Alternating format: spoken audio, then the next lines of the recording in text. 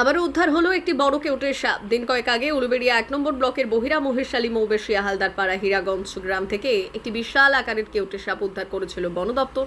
আর এবার উলুবেড়িয়া ১ নম্বর ব্লকের গৌরীপুর দক্ষিণ পাড়া থেকে উদ্ধার হলো একটি বড় কেউটের সাপ। জানা গেছে স্থানীয় বাসিন্দা দিলীপ জানা মাছ ধরার জন্য খালি মুগরি বসিয়েছিলেন।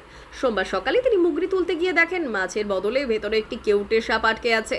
এরপর গ্রাম থেকে খবর দেওয়া হয় পরিবেশ কর্মী দেবাশিস সাঁতরাকে। পরে দেবাশিস সাঁতরা গ্রামে গিয়ে বন দপ্তরকে বিষয়টি জানালে বন দপ্তরের কর্মীরা গ্রামে গিয়ে সাপটিকে উদ্ধার করে গড়চুমুক প্রাণী চিকিৎসা কেন্দ্রে নিয়ে যায়। পরিবেশ কর্মী দেবাশিস সাঁতরা বন দপ্তরের কর্মীদের সঙ্গে নিয়ে গ্রামের বাসিন্দাদের সাপ সম্পর্কে সচেতনতার বার্তা দেন। এটা উলুবেড়িয়ার ১ নম্বর ব্লকের হীরাপুর গ্রাম পঞ্চায়েতের গৌরীপুর দক্ষিণ পাড়া। এখানের বাসিন্দা দিলীপ জানা, ইনি খালে একটি মুগরি বসিয়েছিল। তো এখানে একটা বিশাল বড় কেউটে সাপ পড়ে। সকালবেলা আমার জানানোর পরে বন দপ্তরের কর্মীরা সবাই এসে সাপটিকে নিয়ে যাচ্ছে।